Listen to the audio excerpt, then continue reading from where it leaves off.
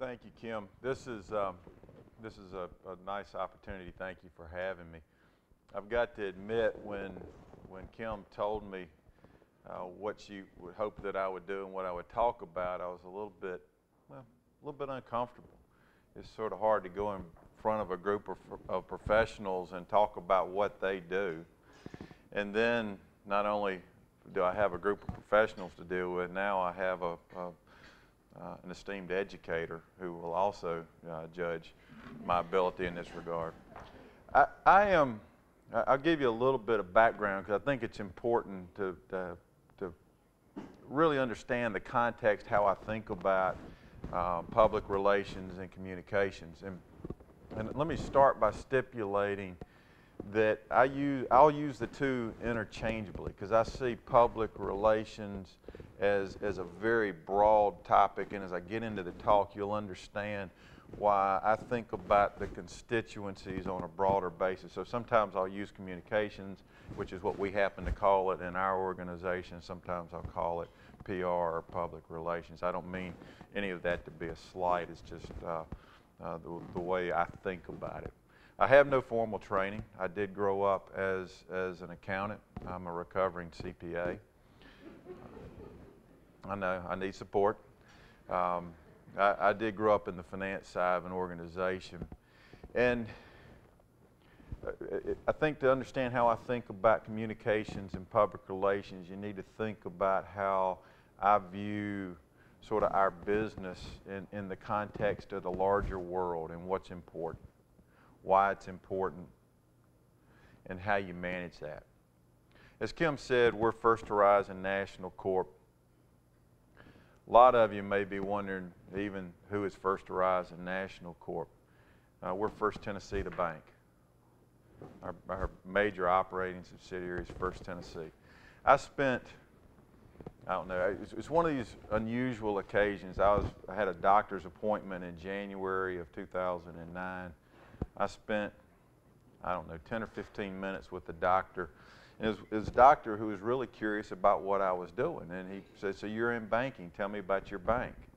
And I had listed my employer as First Horizon National Corp.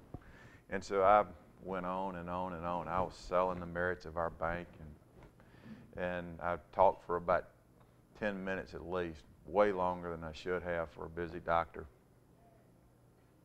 And he looked at me and he said, "That's great," he said, "but you're not as good as First Tennessee, are you?" And I said, "Well, we are First Tennessee." And that really, to me, sort of underscored what I'd been thinking all along about communications, that it's very difficult to put a wrapper around your image in the marketplace and in the organization, and I'll come back to that. If you think about the last 5 years, particularly in financial services, the public relations, the communications efforts have been very, very important. It's been a time where we've gone through a lot of stress as an entire society as it comes to economic stress, high unemployment, a historic unprecedented drop in housing prices, a lot of regulation, particularly as it relates to the financial services industry. And if you think about the way people have talked about banks like First Tennessee, what is the phrase that you've heard most often? Wall Street banks. The Wall Street banks, the big banks, and there's 7,000 plus financial institutions in the United States. If I'm not mistaken, I'll be off a little bit, but there's probably 18 to 20 just here in the city of Memphis. And so everything was sort of lumped into the Wall Street banks. Everything was talked about in one big basket. And so more than any time that I've ever been in the business world or in my career, it's been more and more important that you have an effective effort around communications and public relations to distinguish yourself and to separate from the pack. I believe a lot in context. I believe a tremendous amount in context. I don't believe in trying to represent yourself as something that you're not, whether that's to your customers, your communities, or your investors. I believe as it relates to your investors, the more transparency you can create what you're doing. When you make a mistake, admit your mistakes, but be as open as you can. If you can do that, people can figure out how to think about you. You build that foundation of trust. You build it in a way that allows people to think about the organization with a long-term horizon. I'm going to go through at least some of the fundamentals, and this is where I get into, you all know this information a lot better than I do. I want to think through with you a little bit about how I see the constituencies and why, in some ways, I'll use the term communications. First, you have shareholders, you have customers, you have your communities. Customers and communities have a lot of overlap. And more importantly, you have your employee base. And your employee base in an organization, in our organization, we've got, I don't know, 2,500, 3,000 people who live and work here in the town of Memphis. And they are an important part of our messaging in the marketplace. And so how we deal with our employees is also an important part of this. So if you have those three or four, depending on how you count it, constituencies, how do the messages differ? Or are they all the same? I think about communications. I thought a lot about it over the last 5 years. Wonder what the 1930s would have been like, what the late 1970s and the financial difficulties we dealt with in the U.S. at that time would have been like. If you had vehicles like CNBC and Facebook and Twitter. In today's world, it's really hard to manage the pace of information in the marketplace. It moves at incredible speed. And more importantly, because of this big network of communications, I'm pretty convinced that if you try to have separate messages or you feel the need to have separate messages, you're really missing the larger point, which is you can't do that.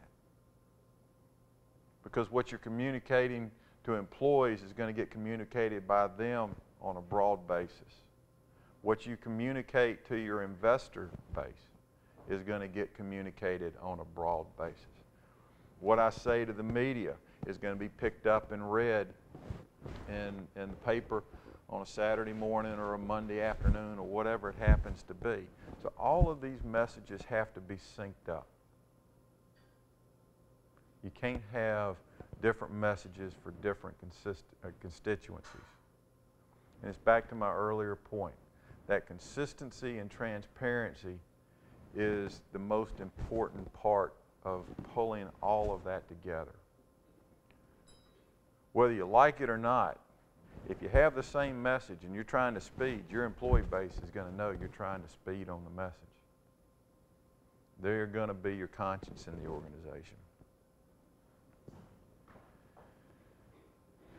If I think about it, I'm going to go through a quick list, and I'm not going to expand on this, and I'm happy to stop in a little while and take some questions or expand on any of these points. Some of the key functions that I think are just sort of fundamental as I think about our organization and what we're trying to accomplish as it relates to communication and as it relates to our communications efforts. Clearly, Kim and her team do a tremendous amount to help us craft the message. Jack Bradley, who's over here on Kim's team, is very, very important too. He helps me start speeches. He helps me start a lot of things that I do. But it's important, and I'll come back to it, Jack's involved in a lot. He's standing in the stream all the time, so he knows what's going on in the organization. So It's one, helping craft the message.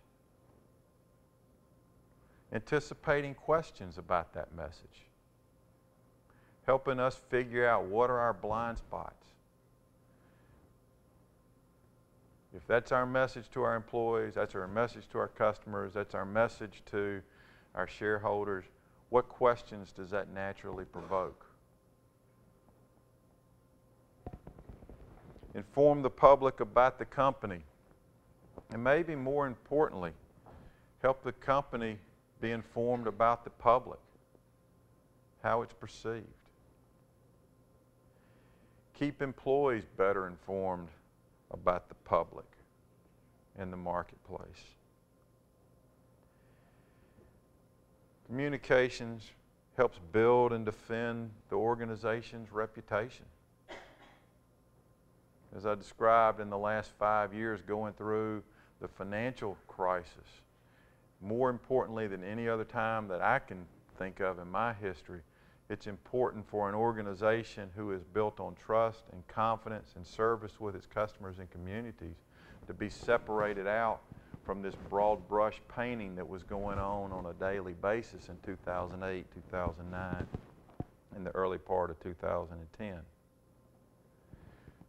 Two, additionally, providing consistency of the message, making sure that we are doing what I set out as an objective, having the same messaging, the same communication. It's not always delivered the same way, but that we're being honest to our objective to communicate the same message to our employee base, to our shareholders, to our customers, and to our communities. And then finally, to help manage media relations. But I think it goes beyond that. Those are sort of the fundamentals as I see them. I think at some point you get into what's more delicate, and it sort of deals with how the communications, the public relations organization is positioned inside the organization or inside the organization. It's more delicate in the sense that it's asking the harder questions.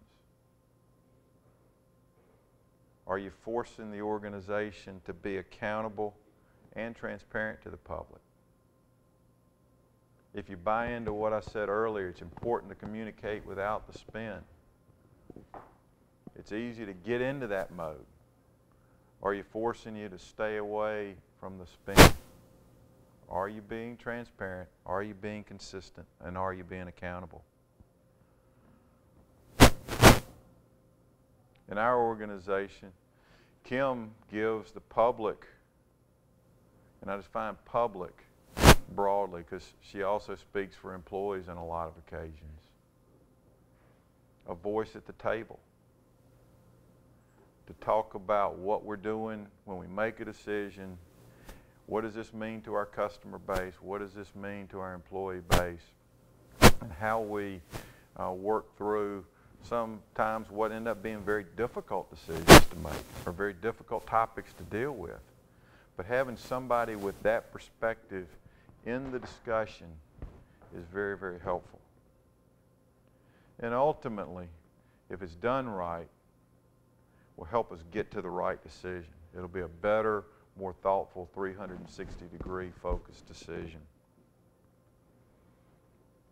As Kim said, we have our communications, public relations effort at the table. The question is why? I think it's incredibly hard to do what the public relations communication function needs to do in an organization if you're up in the press box watching the game. It's sort of hard after the fact to get, this is what we did, this is why we decided, and figure out, okay, how do we tell our folks about that? Customers, our communities, our employees. You've got to be on the field. You've got to be involved in the discussions, as I said earlier, standing in the stream, as I referred to Jack.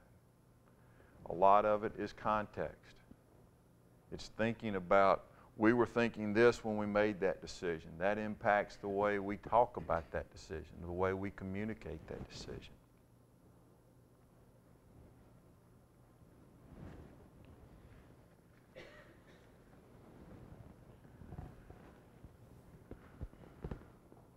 most everything that happens in an organization when you communicate it, in my view, the most difficult part of communication is not the message. It's figuring out the response to the next question. It's the question that your communication just provoked. And that's where I think the communications team, the PR executive, is handicapped if he or she is not at the table and doesn't have that context of decision making and understanding why you reach a decision, how that decision was reached, where that decision was reached, and what it means from a long-term perspective. And so as I said earlier a couple times, I'm a big believer in the context around communications and decisions is a big, big piece of what's important. Now, I'm a believer, as I've said, and as Kim has said, that public relations needs to be at the table. How does that happen? Sometimes it happens because, as Kim said, the CEO decided that it ought to happen. But if you execute the other way, which is if you lobby for that, how do you lobby for it? What does it mean? One, I think it's about proving and demonstrating the ability to add value to the decision making. It's about showing the broader thinking around decisions that go on in an organization. Not only the what was decided, but why it was decided, how it was decided, and what it means for the organization for the long term. So building that skill set. It's building a case for the decision makers in the organization about how you can add value to those communications. We find all sorts of examples day in, day out, where we wouldn't ordinarily think, well, that's a good place for our communications folks to be involved. We do a lot of customer notification stuff. It's amazing how technical writers, accountants can say this, we tend to be technical writers. It's amazing how technical writers can write things and they make perfect sense from a legal perspective. They cover all the key points. And an average reader can pick them up and have no idea what you were talking about. And that's hard to believe. But a communications team can take that and say, there are other ways to do this that add value, that get your message across, and don't leave whoever your reader is frustrated.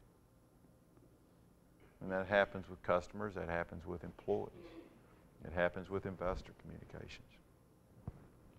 So I think more than anything, building the case for adding value and understanding the context and demonstrating the ability to deliver a value-added proposition as it relates to the organization's objectives is a key driver for earning that seat at the table. So with that, I will stop and see if there are any questions or any part of it anybody would like me to expand on. Please. Yeah, was Kim the first communications person to be kind of at that top table? And if so, could you kind of compare and contrast what it was like before not having a communicator at the top table and what it was like now? Yeah. In our organization, as Kim said, the communications executive had been at the table for a while. And her predecessor had retired, I guess, I'd say 6 months before I became CEO. My experiences in the past are in different organizations, and so I'll relate it more to previous organizations than First Tennessee. But my experience shaped my decision making, obviously. But in the two organizations that I was in previously in financial services, it was very clear that not having the communications folks at the table resulted in breakdowns of communication. It's never the CEO who is going to go to the communications executive not at the table and say, this is what we were thinking, this is why I was thinking it, and this is how we made that decision. It's always going to be whoever that next in chain of command is that manages that function. And sometimes it can be 2 or 3 individuals. And it's you know, it's the old party trick. If we start a rumor around the table, how different it's going to be by the time it gets back to you when who started it. That's what I saw happening. The story was never portrayed the same way or as accurately as what happened, and you spent a lot of time fixing it or dealing with it on the back end.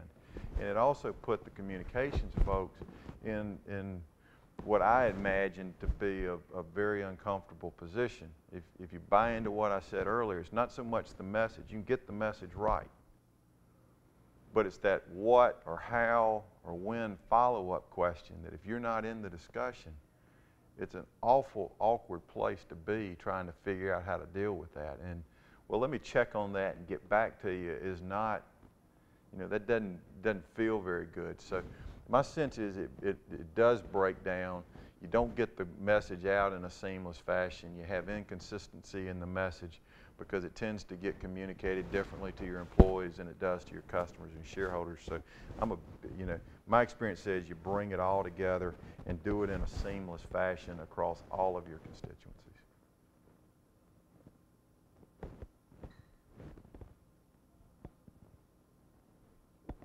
Any other questions? I have a question. You may have touched on it, but how is all the negative press, and it's there every day to this day, against the Wall Street crowd or investment bankers and that sort of thing, how has that shaped your day-to-day communication? Yeah.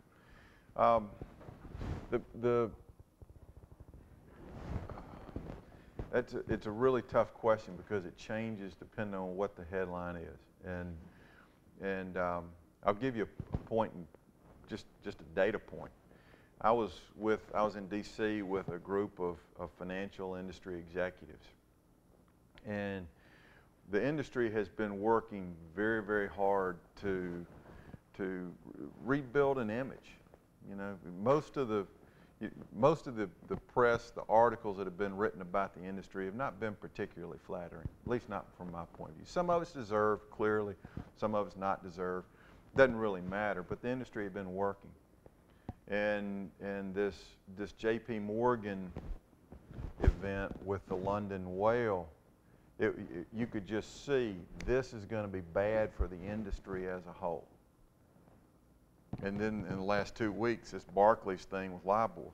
First Tennessee, First Horizon has absolutely nothing to do with setting LIBOR. We pay it or receive it, but we have nothing to do with setting it. But you can see this is another black eye for the industry, and it's going to make all of us look bad in some way, shape, or form. And so it's made it a different challenge every day because you tend to be reacting to events outside of your control that really in many ways have nothing to do with your organization.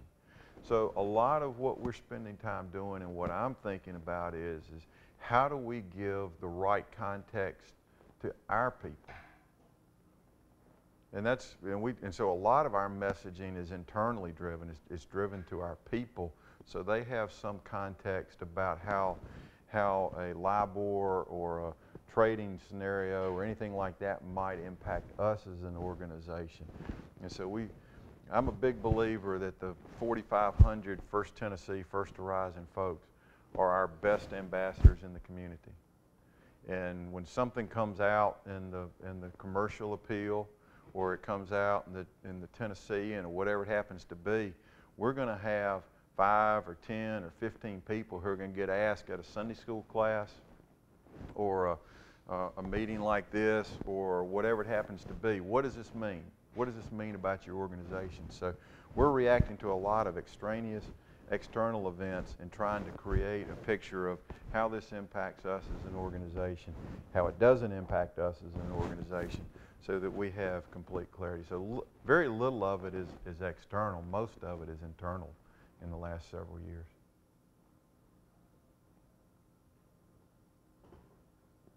All right. Thank you very much. Thank you for having me.